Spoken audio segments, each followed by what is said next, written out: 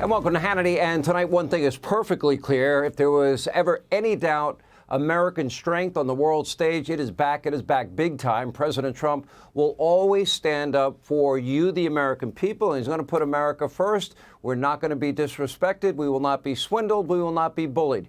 Today, the Ukrainian president, Zelenskyy, frankly, in many ways disgraced himself, lost an opportunity of a lifetime to stop the death and destruction of his country, and he did it on the world stage. President Trump graciously invited him to the White House for a key minerals deal that he promised to sign, linking our two countries together with a long-term agreement. President Trump even offered to reset relations after Zelenskyy, you might recall, actually campaigned for Kamala Harris on the campaign trail. Now, keep in mind, Ukraine has received a steady flow of your hard-earned taxpayer dollars and equipment from the U.S., including under Donald Trump. But under Biden and Harris, hundreds of billions of dollars, and not all of it accounted for, far more than any other country in the world, including far more grants than the entire continent of Europe. But in the Oval Office, while the cameras were rolling, Zelenskyy, seemingly ungrateful, combative, entitled, and apparently Zelensky's ego seemed more important than the war-torn people in his own country. And his behavior is something I'm betting he's going to regret for a very long time. Take a look. Well, if I didn't align myself with both of them, you'd never have a deal. You want me to say really terrible things about Putin and then say, "Hi, Vladimir, how are we doing on the deal?" That doesn't work that way. I'm not aligned with Putin. I'm not aligned with anybody. I'm aligned with the United States of America and for the good of the world. He tried the pathway of Joe Biden of thumping our chest and pretending that the President of the United States' words mattered more than the President of the United States' actions. What makes America a good country is America engaging in diplomacy. That's what President Trump is doing. What kind of diplomacy, JD, you are speaking about? What do you mean? I'm talking about the kind of diplomacy that's going to end the destruction of your country. Yes, but if you Mr. President, with respect, I think it's disrespectful for you to come into the Oval Office and try to litigate this in front of the American media. Right now, you guys are going around and forcing conscripts to the front lines because you have manpower problems. You should be thanking the President for trying to bring an end to this conflict. And do you think that it's respectful to come to the Oval Office of the United States of America and attack the administration that is trying to prevent the destruction of your country? A lot of questions. Let's start from the beginning. Sure. First of all, during the war, everybody has problems. Even you, but you have nice ocean and don't feel now, but you will feel it in the future. God bless. You don't know that. God bless. You God bless. You will not have a war. Don't tell us what we're going to feel.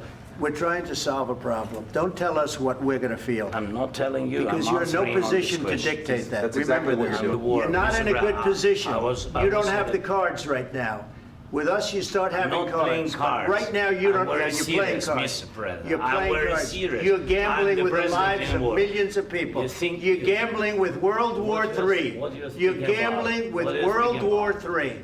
And what you're doing is very disrespectful to the country, this country. Have you said thank you once? This A lot entire of meeting? times. No, in this Even entire meeting, today. have you said thank you? Even today. You went to Pennsylvania and campaigned for the opposition in October. Offer some words of appreciation for the United States of America and the president who's trying to save your country. Please, you think that if you will speak very loudly about the war, you can... He's not speaking loudly. He's not speaking loudly. Your country's in big trouble. Can I Wait a answer? minute. No, you've done a lot of talking. Your country is in big trouble. I know. You're not winning. I know. You're not winning this. You have a damn good chance of coming out okay because of us. Mr. President, we are staying in our country, staying strong from the very beginning of the war. We've been alone, and we are thankful. I said thanks you haven't in been this alone. cabinet, You and haven't not been only alone. in this cabinet. We gave you, through this stupid president, $350 billion. You voted we gave for you your military president. equipment, You and you voted men for are your brave, president. but they had to use our military. What about If you didn't have You our invited military me- equipment, You invited if me you to didn't speak. have our military equipment, this war would have been over in 2 weeks. In 3 days, I heard it from Putin. I gave you the javelins to take out all those tanks. Obama gave you sheets. You got to be more thankful, because let me tell you, you don't have the cards. With us, you have the cards, but without us, you don't have any cards.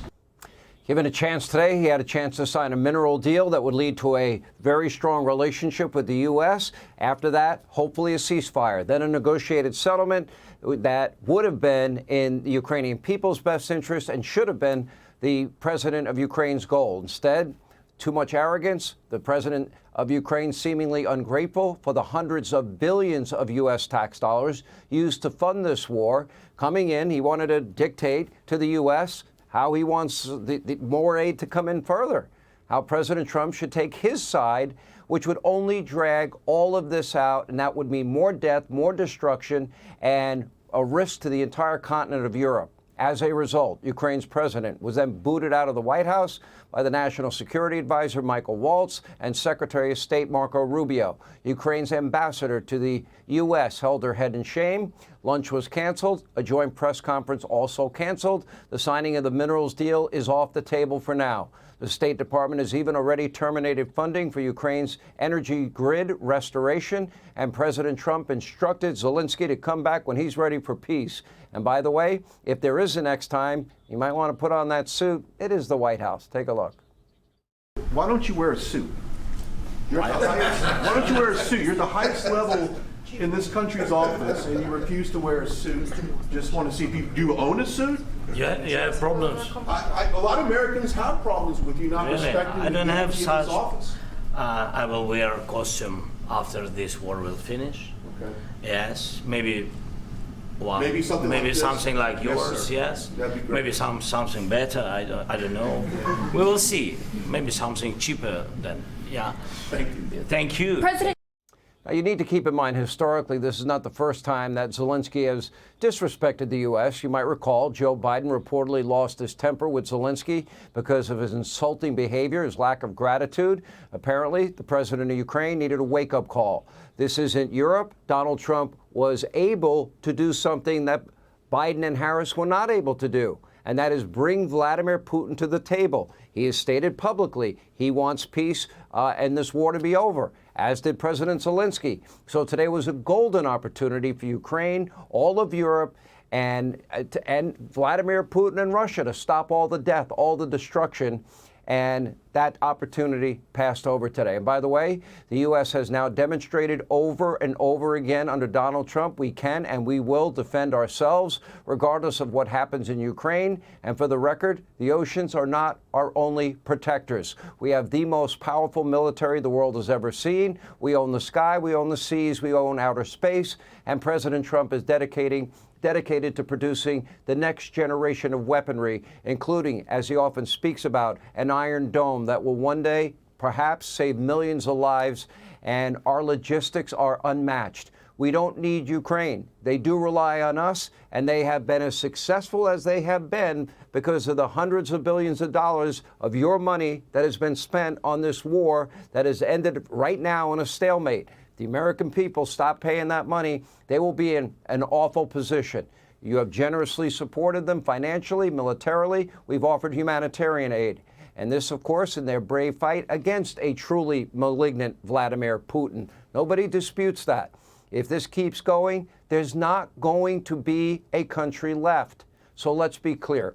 Zelensky's behavior today at the White House, it's unacceptable. But don't take my word for it. On X, one of Ukraine's biggest supporters in Washington, Senator Lindsey Graham, posted this: "Unfortunately, America was disrespected and the deal is off. I have never been more proud of President Trump, Vice President Vance, for standing up for America first." And then Senator Graham went to the microphones, had this to say. Take a look. Most Americans witnessing what they saw today would not want Zelenskyy to be their business partner, including me, and I've been to Ukraine 9 times since the war started. I met with him this morning. President Trump I talked to last night, he was upbeat about the deal. I've never been more proud of President Trump for showing the American people in the world you don't trifle with this man. And the question for me, for the Ukrainian people, I don't know if Zelenskyy can ever get you to where you want to go with the United States. Either he dramatically changes or you need to get somebody new. Wow, powerful words. Now, feel free to turn off the noise on fake news CNN, MSDNC. In 1986, you may recall a similar cast of characters. They were in a state of panic Remember, Reagan walked away at the table from Reykjavik in the summit with the Soviet Union over the issue of SDI, strategic defense, mocked by the media, Star Wars. Maybe now we'll call it the Iron Dome. Ultimately, Reagan's tough negotiations led to a peaceful end to the Cold War. And now Zelenskyy is already trying to clean this disaster up on X, writing, quote, "Thank you, America. Thank you for your support. Thank you for this visit. Thank you to the President of the United States, Congress, the American people. And Ukraine needs just and lasting peace, and we are working exactly for that." Apparently, he even tried to come back to meet with Trump at the White House. Take a look. I want anybody that's going to make peace. If he's capable of making peace, which he may or may not be, but I want somebody that's going to make peace. Again, he doesn't have the cards. When we sign up, he's got all of the cards. That doesn't mean he can fight. He's got to stop the fighting, stop the death. Well, he says he wants it now. He wants to come back right now, but I can't do that. Meanwhile, Zelenskyy did sit down with our very own Brett Baer on Special Report, and this is what he had to say. So I'm not hearing from you, Mr. President, a thought that you owe the president an apology. No, I respect President and I respect American people. And if, I don't know, if I think that we have to be very open and very honest. And I'm not sure that we did something bad. I think maybe sometimes some things we have to discuss out of media, with all respect to democracy and to a free media. But there are things that where we have to understand the position of Ukraine and Ukrainians. And I think that is the most important thing. Yes, we are partners. You know, we are very close partners. We have to be fair. We have to be very free.